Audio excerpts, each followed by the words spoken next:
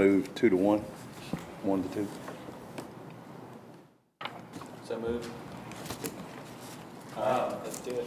I think the intention, the discussion that took place last month, the residual this month with the landscaping plan. Basically, I think staff just wanted some, I guess, reassurance that the intention of the planning commission is to treat religious facilities from a site plan review standpoint and site plan requirements, to treat them as commercial sites. So I think we just wanted confirmation on that. The other thing, what's in your packet, is your two permitted use tables, one for residential zones and one for commercial zones. The first one, I think, at least on my packet, was commercial. It's table 6-102. The residential is 5-102. You'll notice, and under community facility activities, religious facilities is item J. And the only permitted zone for religious facilities, that's a right by, a use by right, meaning they don't have to have any Board of Zoning Appeals approvals, is the Main Street Mixed Use District. As you guys have seen, when you start peeling away specific sections of zoning ordinance particularly, but your subregs as well, you start to see some discrepancies. And sometimes not necessarily discrepancies, but omissions or just confusing language.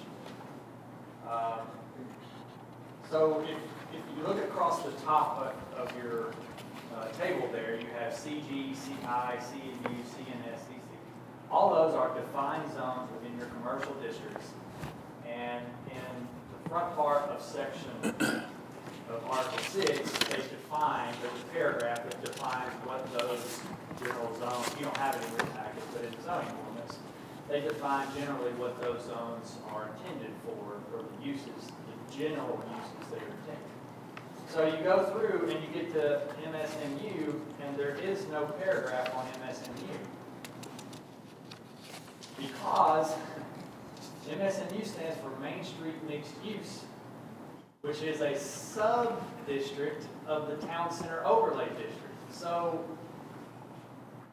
technically, it's not wrong, and there's not a discrepancy, but it leaves a lot of gray area. So the other thing, I guess more important than that is, in most of my communities, religious facilities are allowed as a use by right across the board in all commercial zones. So what you have is they're a conditional use in every commercial zone except for this Main Street Mixed Use. So what that means is any religious facility outside of the Town Center Overlay District, but even more so outside of the Main Street Mixed Use area within the Town Center Overlay District, any church outside of that would have to come to the Board of Zoning Appeals to get a conditional use as a religious facility in a commercial zone. So one thing you might consider, and we don't have to necessarily get into the specifics tonight, but you might consider allowing religious facilities as a use by right in all your commercial zones. In your residential zones, it is a conditional use, and that across all your residential zones, and that's a very common approach because in some residential zones, Board of Zoning Appeals wants to have some oversight into religious facilities as they're located within established residential areas to make sure that the infrastructure there, most likely traffic concerns, that there's not a great disruption to the neighborhood that religious facility is located in. So I'm okay with leaving that as is, but you might consider, and I'm okay leaving the commercial the way it is. I suspected that you did not know that was what your table of uses specified. So that's the only things I had on that guidelines for justice. So you would then, the way it is right now with the residential, they would still go to the zoning Appeals. appeals, thank you. And then if it's in commercial, what you're recommending is we just, if it's commercial, then it's automatically, it's used by right, and then we're, They don't have to go to the They don't have to BZA. go, yeah. They still come before you with the site Right, plan, showing right. how they're gonna develop the site. That's a given, so. And then also, you don't have the table, but all your industrial classifications, religious facilities are also conditional uses. So you literally have one zoning district within the city that allows religious uses by right. Not to say that you outlaw religious facilities in all other zones, that's not, that's Right. an erroneous conclusion. They are allowed in all the other zones, but only as conditional uses. So, just something to consider on that.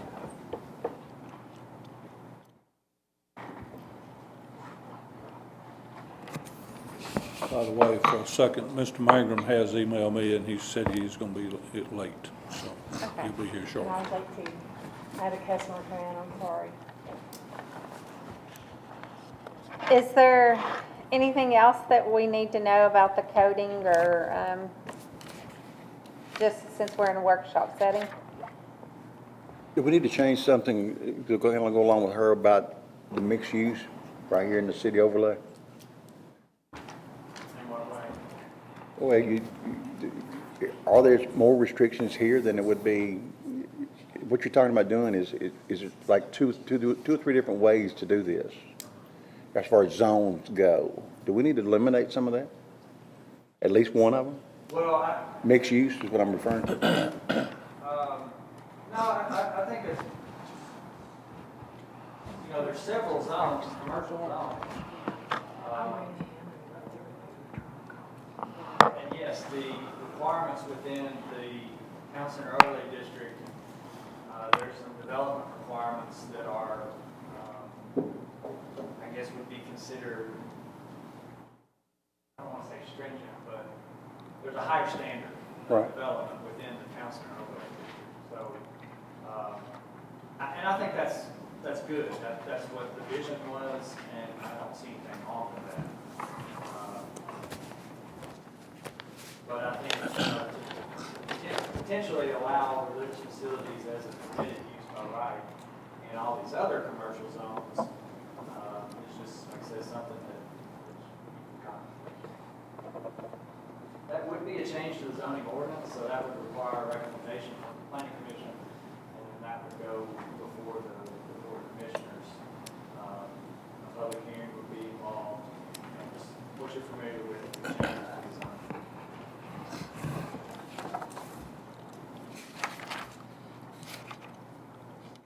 So, I mean, right now, we could make a recommendation or decide, did we put anything on the agenda, or we just have to do it the next meeting if we wanted to make those changes? We could add it to tonight's agenda, am I right? I didn't know if we already put a spot. With your new ordinance, you'd have to find some exigent circumstances for it. Okay. We could do it, and there's no hurry, you could do it next time. But I don't really, I mean, with the overlay, probably doesn't have anything to do with the churches. You were just asking that question. Right, because of the city, the town center part of it, that's the only reason I was asking. But we wouldn't make any changes besides to the church as of right now. May I say one other thing, Will? Sure. Be aware that when you're dealing with churches, and I'm not going to go into great detail on this, because if you ever have one that applies and you want to reject it, you need to be aware of an act that has a name about this long. The acronym for it is RUPLA. It's a federal act that, for our purposes here, specifically says you don't have to let the church go in the area they want, but you better have a good reason for not doing it. Because if you don't, and you can go and the feds will shoot it down, i.e., if, let me just use this as an example, a lot of neighbors didn't want it, that's not good enough. The one of the ones that have flown so far in the cases that have gone, where it's in some area where it was not zoned for that and no relief was given to them in the way of a variance, you're going to have some compelling factor to not let the church locate there. That's not related to, and this is not casting aspersions at anybody, but this is a religion that's not appreciated or not generally accepted by a lot of the community. The act grew out of a prisoner in Indiana who wanted to have some church services in the prison. And because his religion was not popular in that prison, they refused to let him have it. And he said, that's not a good basis, the fact that you disagree with me. The things that will stand up are things like you don't have the parking space for it safely, parking in the street. If the traffic overflows and causes a safety hazard, the RUPL Act does not say you've got to throw safety to the winds. What it says is, if you're going to refuse them, you better have a good reason, and it better be a reason of public concern relating to operation or safety or issues of that nature.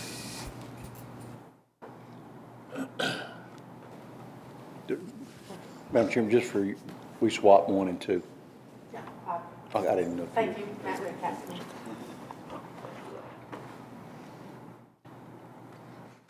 And I did want to let y'all know, Mr. Smythe called me today, we're deferring his tonight. He wants us to watch the video or PowerPoint, but he doesn't want to be heard tonight. He wants us to watch the video. Is that okay to do? Well, yeah, he wants to, is he going to be here or somebody be your representative? I guess, You're not going to take any action on it, but. No. You have to leave it on the agenda. Somebody had words in place. Yeah, but evidently somebody's bringing the PowerPoint for us to watch, but he's not going to be here.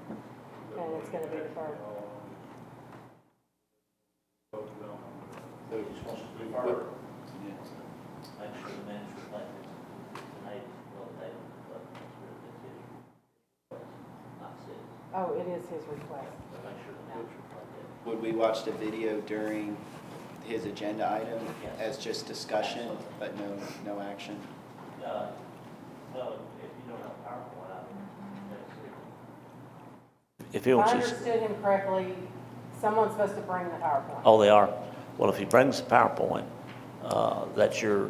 you have every right to see the PowerPoint. If you want to look at it, if you want to defer it until he's here, you can. Personally, if he brings the PowerPoint, if you want to see it, I'd go ahead and see it, and then just not, at his request, defer taking action on it. That's perfectly legit. And if nobody shows up for the PowerPoint, since no action is going to be taken, he didn't have to have a representative here. But if you don't have the PowerPoint and he's not here, then just defer to his request. Okay. Okay, so do we want to go back to the PUD then? Are we pretty much done with the church discussion? Do we want to make any suggestions for?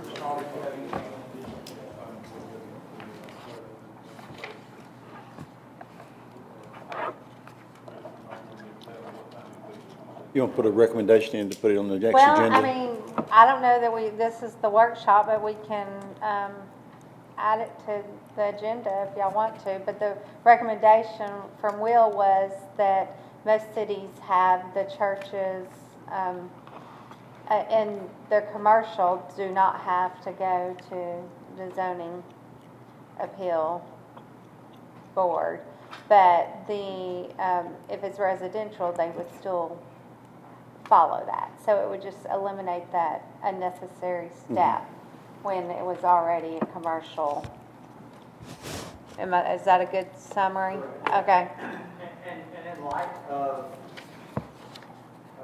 the recent concerns on addition of agenda items, I don't see this as a critical No, item. I don't know. So maybe It could be waived, for yeah. goodwill purposes, you might want to just wait.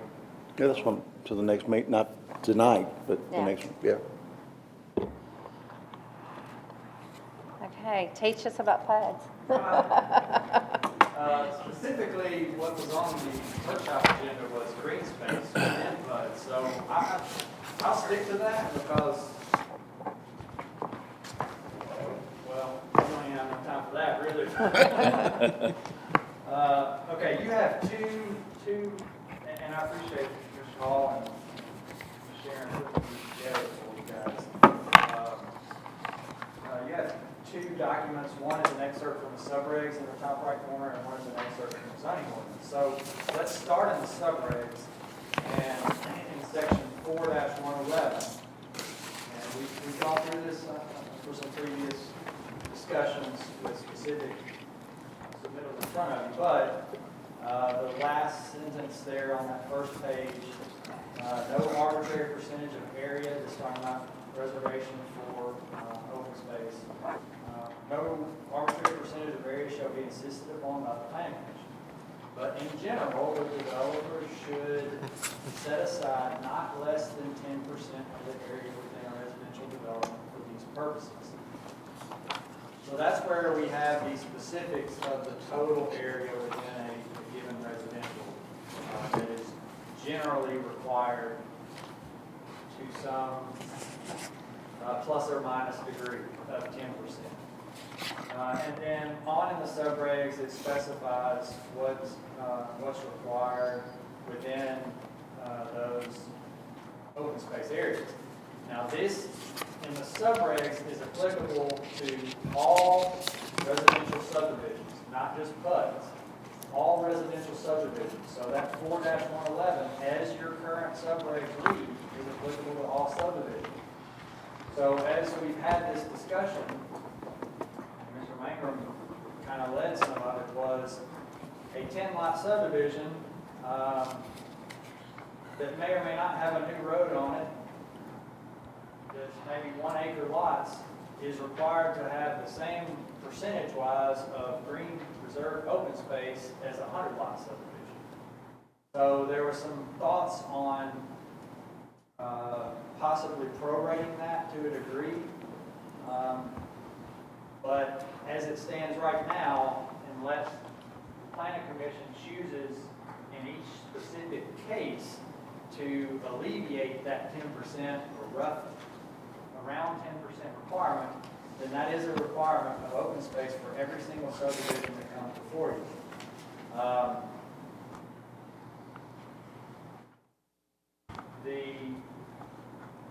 Which also comes with it a requirement for, in all likelihood, a requirement for an HOA for the maintenance and ownership and operation of that open space.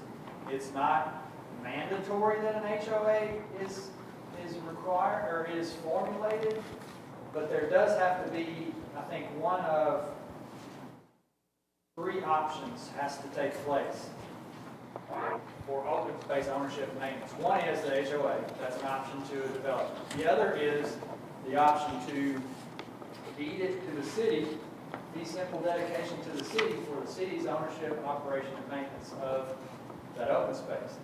I think the thought process there is if there's a 5-acre park within this subdivision, then the city might be willing to accept that as a public city park for your ownership and maintenance. But I don't think the city has any desire to take ownership of walking trails behind people's yards or detention areas that happen to be open space. So I don't think that's the intention at all. And the way the language is, it allows the city the right to reject or refuse to take ownership, say, no, we're not entertaining that as one of your viable options. So I don't think that's a bad option altogether, because it does give you that choice. If you did have a true improved park setting of some type, and you wanted to take, and were financially capable of taking on that ownership and maintenance, then that would give you that option. And the third is a private conservation organization, which truthfully, I have no idea what that would even be. Well, it might be some type of nonprofit group a conservation group. I mean, the thing that comes to mind would be something like the Friends of Bowie Park, if they, and I'm just throwing that out there, but that would be a type of organization organization that might entertain taking on ownership. Now, that organization would be responsible for the property taxes associated with that area and the operation and maintenance and keep up. So that's just a very uncommon scenario in these areas, so, and, yeah. Well, we've got a situation now, I don't know if everybody's aware of it or not, but at Castleberry, we maintain part of that property out there at that second entrance, don't we, Wayne? Third entrance has been deeded to the city of Fairview, so it is ours to take care of. That's what I'm saying, we just out there cutting grass and putting up fences and things like that And we shouldn't be in the really, business of. yeah, that was not probably in the best interest of the city I when just we want did to, that. I want to get 'cause away it's a from that as maintenance. much as we can. Huh? We need to get away from that as much as we can. Yeah, But you know, that's an example of a community that had an HOA that dissolved. yeah. And then what happens? There's no HOA there now, and that's really what happened to that community.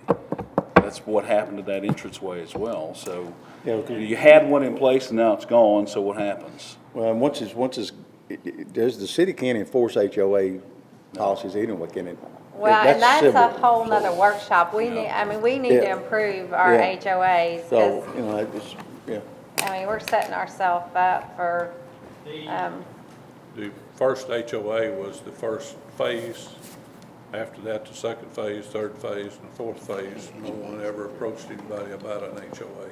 So that the first phase failed, so I guess the rest of the phases couldn't get enough participation. So that's what happened in Castleberry. the scenario that you outlined is described in the last page of that subregs section. And it's two paragraphs, 4-111.403 and 4-111.404. And it basically says, in the event that the organization established and maintained the space, if they fail or fail to maintain on the duty, the city may assume responsibility for maintenance. Well, great, but the city doesn't want to pay for it. Which gets us to paragraph 404. It says the city may enter the premises and take corrective action, including extended maintenance. The cost of the corrective action may be charged to the property owner, condominium association, homeowner association, conservation organization, or individual property owners who make up a condominium or homeowner association, and may include administrative costs and penalties. Such costs shall become a lien on said properties. So the mechanism in recovering your costs is placing a lien, determining what the total cost is on if it's a continual basis of maintenance that the city is incurring. And I would think, Mr. Larry, jump in anytime. I would think if on a regular time interval, say quarterly or annually, the city would total their costs for maintaining that area. They would divide it amongst the lots that are supposed to be maintaining it, and they would place a lien in the amount of that equal division of cost on each of those lots. Now, that's an administrative bear, to say the least, and you don't recover your costs until that property goes to be sold. So it has its flaws, but there is at least a mechanism there. And to my knowledge, that's about the only mechanism that's in place to do that. So that goes back to, instead of trying to figure out a mechanism to own and maintain and operate these areas, maybe we think about reducing the requirement for these areas or changing that threshold so that there's not so many of these, as we previously discussed, basically virtually should be in every single subdivision in the city. There's not so many of them that would be of concern to the city if an HOA went out of business. So, Is it not a billable event instead of a lien event? Is there a way to structure it to where quarterly, biannually, annually, what have you, that it's just whatever that cost is gets disseminated to each person that has a residence within that neighborhood, rather than encumbering them with a lien, that you actually charge them for whatever that cost is as a percentage and send them a bill, what have you? Just a thought. It just seems a little bit less cumbersome for everybody to do Well, it that way. the problem with that is, in this situation, the way the regulation is now, you at least have a lien on the property. If you send the people a bill and they don't pay it, you said if we send them a bill and they don't pay it, then you have to sue them, and you end up getting a lien, putting a lien on the property, and you're right back where you started from. You end up with a lien either way. Now, if the city, I didn't know that property had been deeded to the city. If the property was deeded to the city, then the city no longer has any way to recoup its cost. It's the city's property. They've got to keep up their property. I don't think it's a good idea for the city to take, transfer by deed the property like that, because you're stuck with it forever. There is a method that you can do, once the lien reaches X amount of dollars, you can, if the people don't pay it, you can sue out the liens on the property against each individual property owners and subject the property to sale to pay the lien. Now, what happens in that situation is you get your judgment, and people pay the lien. They're not going to have you go down and sell it on the courthouse steps, because I don't know if you've ever gone to those auctions or not, but typically what those things do, unless somebody's really interested in the property, you open the bidding at what is owed to you. And if somebody bids that, as far as you're concerned, it's gone. And most people are not going to let their house go up for that amount of money. But it would cause some mass hysteria and consternation by the citizens if the city ever went down there and had a 100-lot subdivision and filed 100 lawsuits against 100 individuals and got judgments on them and sent them notice that 10 o'clock next week, the door of the courthouse, I'm going to sell your property. Well, here's my question though. Why can we not enforce the HOAs? These people sign at closing They saying. went into bankruptcy they're and the take bankruptcy home- court discharged it. What now? They went to bankruptcy and the bankruptcy judge discharged it. The HOA was formally placed in bankruptcy. And when the judge signs that discharge, it's gone. Contract's gone. Yeah, there is nothing else. That's what HOAs do when they go out of business. They go down and file a petition in bankruptcy. And once you do that, that's part of your discharge, that any debts, contracts, set aside. These people are notified of the liens that are placed on their properties? Or do they just happen to sell one day and then find this out? No, if you've got a lien on property and you're going to sue that lien out, due process requires that they be given notice, just like, it's a lawsuit. Yeah. It's a lawsuit on a lien. So they have full due process, yes, sir. You can't sell it without them knowing it.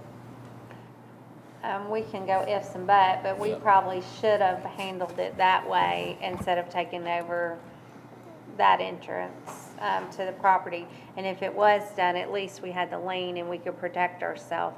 But, you know, as far as lessening the green space, kind of what you were saying, Will, I see doing that, but I hate to totally, I don't think we should throw it out, because I think with certain amount of houses, that is what's going to make our community a desirable place to live. That's what people are looking for.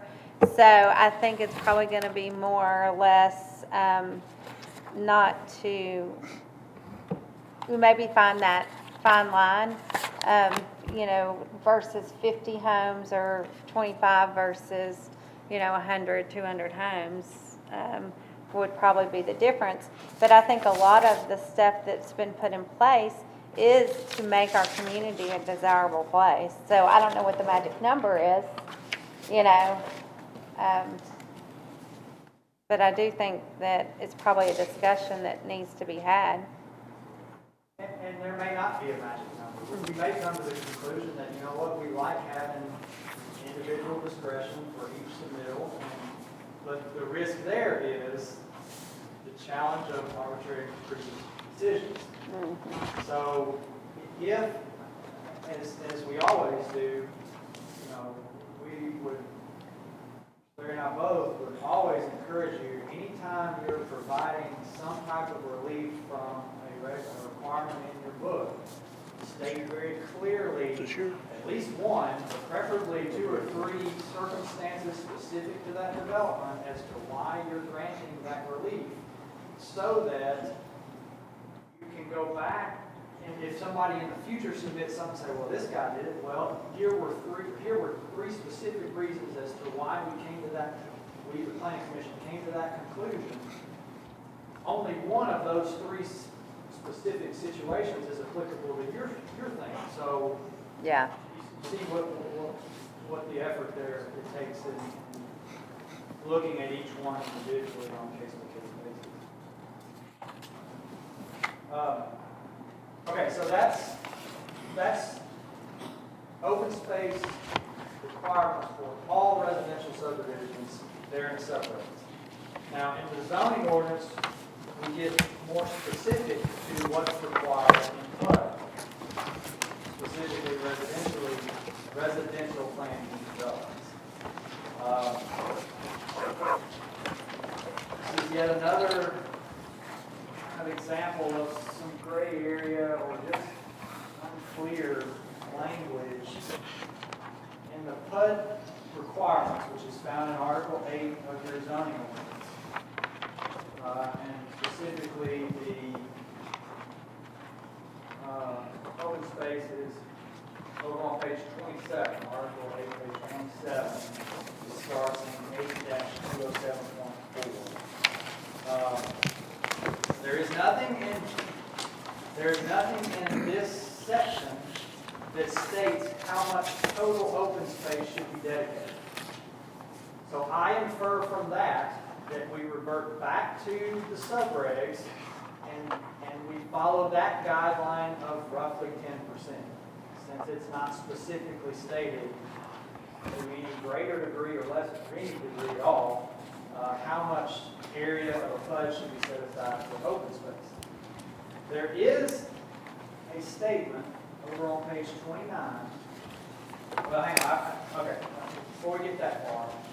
So it goes into open space requirements, and you'll find on page 28, paragraph 2, that it separates PUD open spaces into two categories. One is A, the cultural environmental open space, and B is the improved recreational open space. So PUDs have to provide open space specific to those two categories. The first is outlined as cultural environmental open space, and it gives some guidelines as to what that entails. Basically, natural areas, floodplain areas, any areas for utilities. So basically, the areas that a developer can't develop anyway, that he always wants to use as open space, that's what this cultural environmental open space generally, that's what it is referencing. And there's no specific percentage, so the breakout is into these two categories. There's no specific percentage called for in the cultural environmental open space.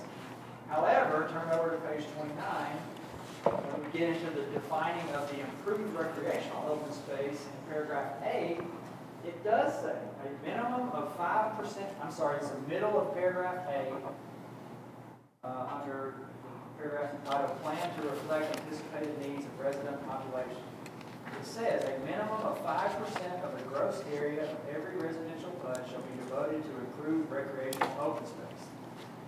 So while I don't have a total of the two categories combined, other than what's in the subregs of 10%, I do have a specific 5% that must be dedicated to this improved recreational open space.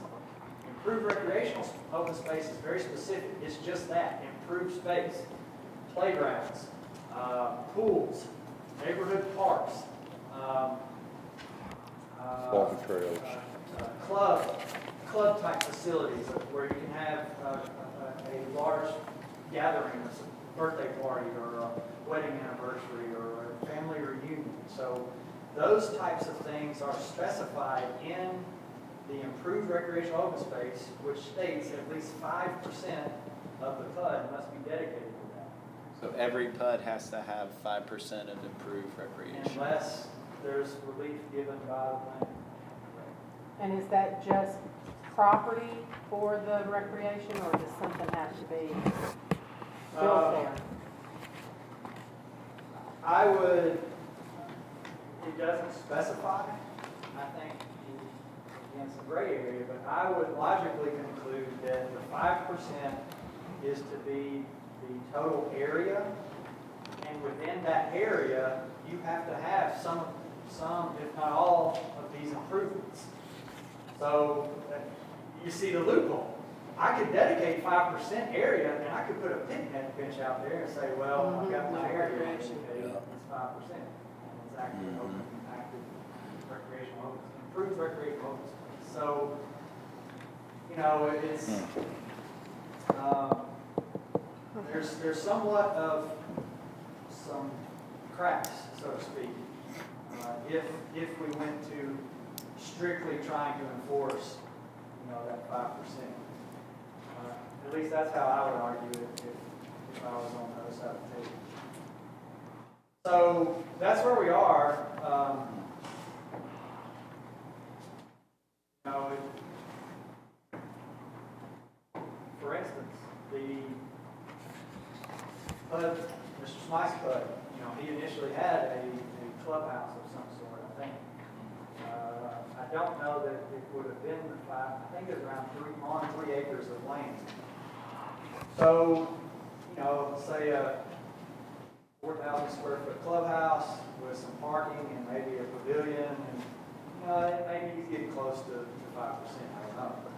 But ultimately, he took all that out.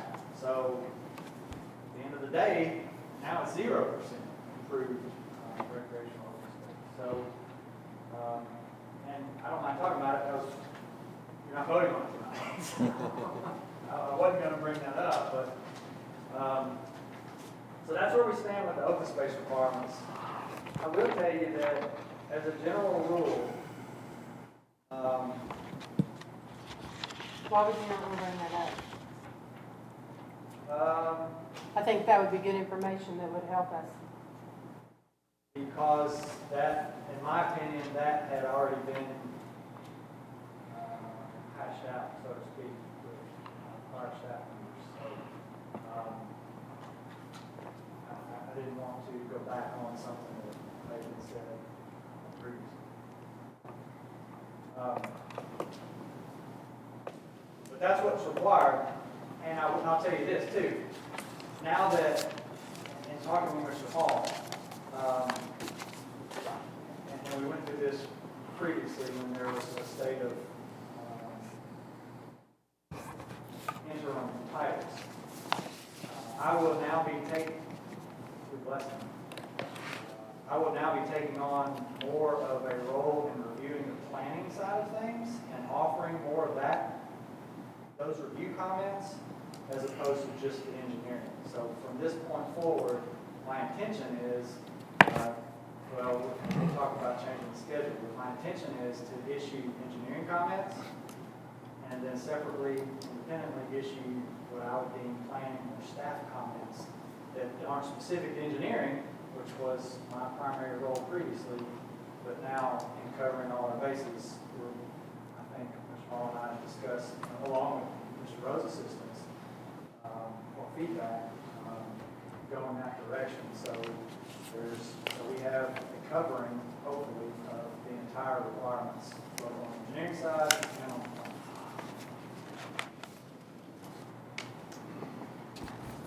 planning. Chairperson, if you would, go ahead and call I'd like a couple of minutes, and then we close it before you go to the planning commission level. Will, I do thank you for your input on everything tonight, and I'm sorry Mr. Manger's not here, but, you know, so anyway, hopefully we get some of that covered, and we possibly will cover this again in another workshop. But I would like to announce that Ron is going to be helping me as another consultant, more or less, free of charge, to move us forward into the future. And I don't have the expertise to read the plans like they should be read at some point in time, so between Will, Larry, and Ron, we'll get the job done. So I just wanted to let y'all know where we're at this point in time. Anyway, that's all I have to say tonight, but I do have some things that I want to address in comments at the end of the planning commission meeting. Thank you. All right, so we'll take a 10-minute break and resume at 7. I know, I feel like I've